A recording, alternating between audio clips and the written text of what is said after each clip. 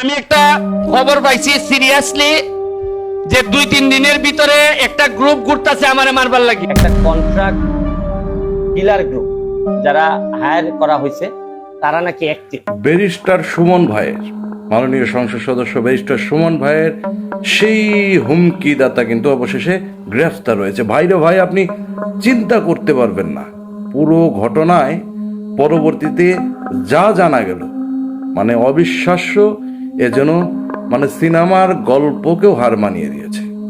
যিনি গ্রেফতার হয়েছেন তার নাম হচ্ছে মোহাম্মদ সুহাগ। চিন্তা করতে পারবেন না যে এই লোক কিভাবে কি থেকে কি করে ফেলল। একজন জনপ্রিয়, সারা বাংলাদেশে পপুলার একজন ব্যক্তি, মানে কি বলবো, যিনি সবসময় প্রতিবাদ করেন, মানে সাহসী বক্তব্য দিয়ে থাকেন, সাহসী একজন মানুষ ব্যারিস্টার সুমন, যাকে এক নামে সারা বাংলাদেশে সকলেই চিনেন, সেই লোককে হুমকি, একটি মানে ভয়ঙ্কর পরিস্থিতি সৃষ্টি করে ফেললেন। ব্যারিস্টার সুমনকে হুমকি দেওয়ার খবরটা সারা বাংলাদেশের সবাই জেনে ফেললেন এবং সবাই এর প্রতিবাদও জানালেন। ব্যারিস্টার সুমন জিডি পর্যন্ত করলেন, কিন্তু পরবর্তীতে এই হুমকির পিছনে নেপথ্যে যিনি ছিলেন তিনি গ্রেফতার হওয়ার পর যা জানা গেল, ভাই এইটা কি বলবো, অবিশ্বাস্য, রীতিমতো একটা সিনেমার গল্পের মতো। এই এই এই এই সুহাগ, এই ছেলেটির নাম হচ্ছে সুহাগ। এই ছেলেটি আগে ওমানে থাকতো, ওমান থেকে দেশে এসেছেন। মূলত প্রতারণা করাই হচ্ছে তার কাজ, পুলিশ যেটা প্রেস ব্রিফিংয়ে এসে বলেছে। চিন্তা করেন, পুলিশের ভাষ্য মতে এই ছেলেটি অনলাইন গ্যামলার ছিল, অনলাইনে গেম খেলতো, মানে অনলাইন জগতে সে ডার্ক সাইটেই মোটামুটি সবসময় ভিজিট করতো, ডার্ক ওয়েবসাইটগুলো সে ঘুরতো। এই ডার্ক ওয়েবসাইট হিটম্যান নামে একটি ওয়েবে সে একটি লিঙ্ক পায়। মানে সে যেহেতু এই জায়গাটাতে ঘুরে সে একটি লিঙ্ক পায়, এই লিঙ্কটা সে ওপেন করে সেখানে একটি গল্প সে দেখতে পায়। গল্পটা কি, ইন্ডিয়ান এক বড় ব্যবসায়ী, প্রচুর টাকার মালিক, সেই জায়গায় একজন প্রতারক সে একটা প্ল্যানিং করলো যে এই ব্যবসায়ীর কাছ থেকে কিছু টাকা সে হাতিয়ে নেবে। কি পরিকল্পনা করলো, এমন একটি পরিকল্পনা যে এই ব্যবসায়ীকে সে যে কোনোভাবে অবগত করলো যে এই ব্যবসায়ীকে খুন করার জন্য মাঠে একটি টিম কাজ করছে এবং এই তথ্য সেই প্রতারকের কাছে আছে। সে ব্যবসায়ীকে তথ্যটা দিবে, কিন্তু এর বিনিময়ে তাকে কিছু অর্থ দিতে হবে।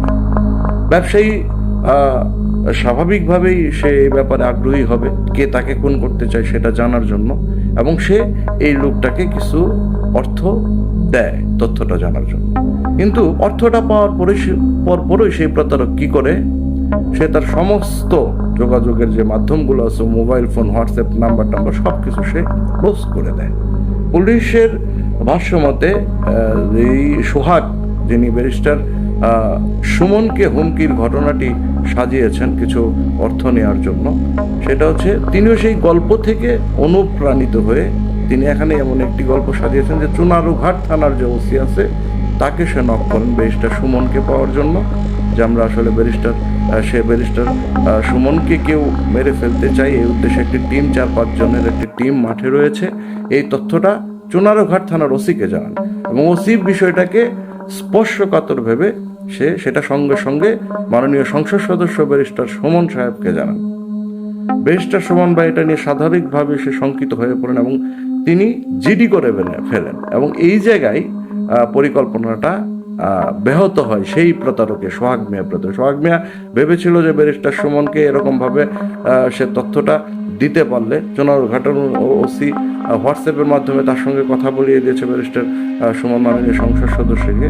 সে ভেবেছিল ব্যারিস্টার সুমন শঙ্কিত হয়ে তার কাছে তথ্যটা জানতে চাইবে, তখন সে কিছু অর্থ ব্যারিস্টার সুমনের কাছে চাইবে, অর্থের বিনিময়ে সে তথ্যগুলো না দিয়ে সে তার সেই গল্পের প্রতারকের মতো ফোন টোন সবকিছু অফ করে ফেলবে। কিন্তু ব্যারিস্টার সুমন একটি ব্যতিক্রম পন্থায় যায়, সে এটার জিডি করে, এটার প্রতিবাদ করে, পুলিশ কি করছে নিয়ে প্রশ্নও তুলে।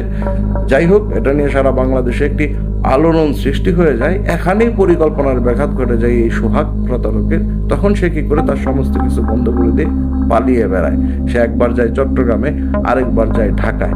এইভাবে পুলিশ তাকে ট্রেস করতে পারে না। সিটিটিসির সহযোগিতা, সিটিটিসি একটি ছায়া তদন্ত নিয়ে শুরু করেছিল, তবে অবশেষে সে সিলেটের মেট্রোপলিটন এলাকা থেকে গ্রেফতার হয়। গ্রেপ্তার হওয়ার খবরটি আপনারা সকলেই জানেন। চিন্তা করেন তাহলে সব কিছু মিলিয়ে টোটাল যে ঘটনাটা ঘটলো, যে আলোড়ন সৃষ্টি হল, এটা কি সিনেমার গল্পকেও হার মানিয়ে দিয়েছে না?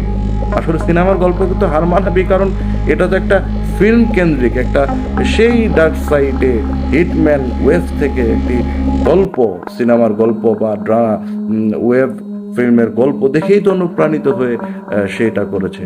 যাই হোক, একটা বিষয়ের সমাপ্তি ঘটলো। জানি নানা ধরনের মন্তব্য এরপর করবে। যাই হোক, সবচেয়ে বড় কথা বিষয়টা ক্লিয়ার হয়েছে, এটাই হচ্ছে প্রশান্তির বিষয়। কারণ ব্যারিস্টার সুমন আমাদের সকলেরই পছন্দের মানুষ, কারণ একটাই তিনি প্রতিবাদী মানুষ।